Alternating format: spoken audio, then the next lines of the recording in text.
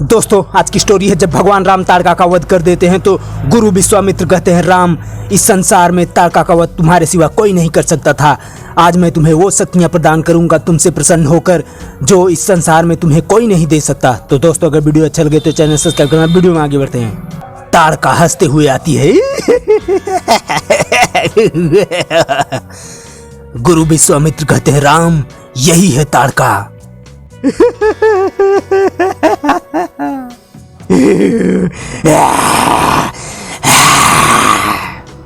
फिर ताड़का अपनी शक्तियों का प्रयोग करती है और राम एक बाण मारते हैं, उसकी सारी शक्तियां समाप्त हो जाती हैं। और फिर ताड़का बड़े पत्थर से प्रहार करती है, उसको भी राम परास्त कर देते हैं।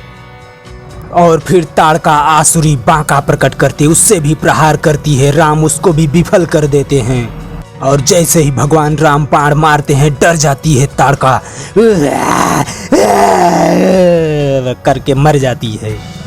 गुरु विश्वामित्र कहते हैं, धन्य हो राम, तुम्हारी जय हो।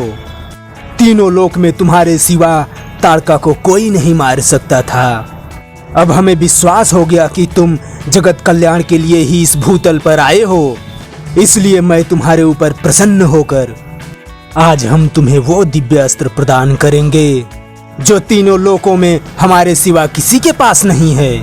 राम कहते हैं, अपने अनुग्रह और अपने कृपा का पात्र मानकर आपने इस दास का गौरव बढ़ा दिया है मुनिराज। गुरु विश्वामित्र कहते हैं, हम जानते हैं राम, वशिष्ठ मुनि ने तुम्हें पूर्ण शस्त्र विद्या देकर तुम्हें रण कौशल में पारंगत किया है, परंतु आज हम तुम्हें जो शक्तियां प्रदान करेंगे वो देवताओं को भी दुर्लभ है। अनेक लौकिक, पारलौकिक और वैज्ञानिक शोध के द्वारा आध्यात्मिक शक्ति से हमने जिन्हें सिद्ध किया है वो दिव्यास्त्र सारे संसार में एक साथ हमारे सिवा कहीं नहीं मिल सकते। एक युग से मैं ऐसे ही एक योग्य पात्र के तलाश में था जो जन कल्याण के लिए हमारी सिद्धियों का सही उपयोग कर सके। हमें दिखाई दे रहा है कि भविष्य में आदिताई शक्तियों से आर्यवर्त का रक्षा करने का भार तुम्हें उठाना होगा और उस समय इन दिव्य अस्त्रों की तुम्हें आवश्यकता होगी। राम, क्षत्रियों के लिए शस्त्र आवश्यक है, परंतु शस्त्र धारण करने के भी कुछ नियम होते हैं।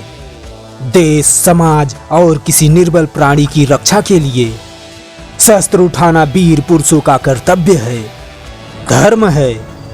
किंतु अपने अहंकार और अपने बल का प्रदर्शन करने के लिए किसी पर वार करना, किसी पर हमला करना वीर पुरुषों का धर्म नहीं।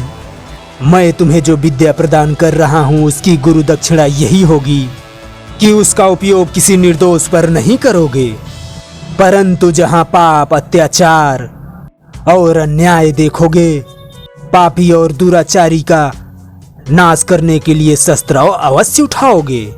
राम, इसकी प्रतिज्ञा करो और मेरी शक्ति का आत्मसात करो। राम, अब मैं तुम्हें इन दिव्य अस्त्रों के आवाहन और संचालन और विसर्जन के मंत्र बताऊंगा, जिनके प्रभाव से तुम देवता, गंधर्व, नाग, असुर सब पर विजय पा सकोगे।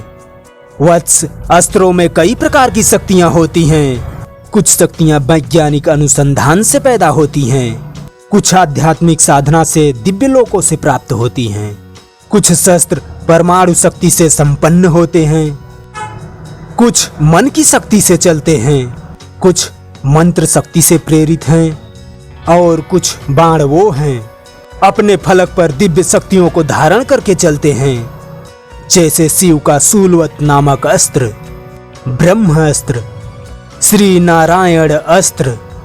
विश्वामित्र कहते हैं, दुष्टा ताड़का का वध करके हमारे मन को आपने विश्वास दिला दिया है कि अब हमारे यज्ञ अनुष्ठान निर्विघ्न पूर्ण हो सकेंगे। राम कहते हैं, हम तो आपकी सेवा के लिए ही अयोध्या से मुनिवर के साथ यहाँ आए हैं। विश्वामित्र कहते हैं, राजभोग के सुख त्याग कर एक तपस्वी के वन में कंदमूल खा रहे हैं। राम कहते हैं, परम पूज्य, आपके दिए हुए जो कंदमूल में अमृत भरा है वो राज्य महल के भाग्य में कहाँ। विश्वामित्र कहते हैं, यही तो तुम्हारी विनम्रता है। तुम्हारी जय होगी राम, तो दोस्तों अब तक का वीडियो आपको कैसा लगा, ठीक ठाक लगा हो तो यार भैया प्लीज़ चैनल सब्सक्राइब करना, वीडियो को लाइक शेयर भी कर देना। वीडियो देखने के लिए धन्यवाद, थैंक यू, जय हिंद।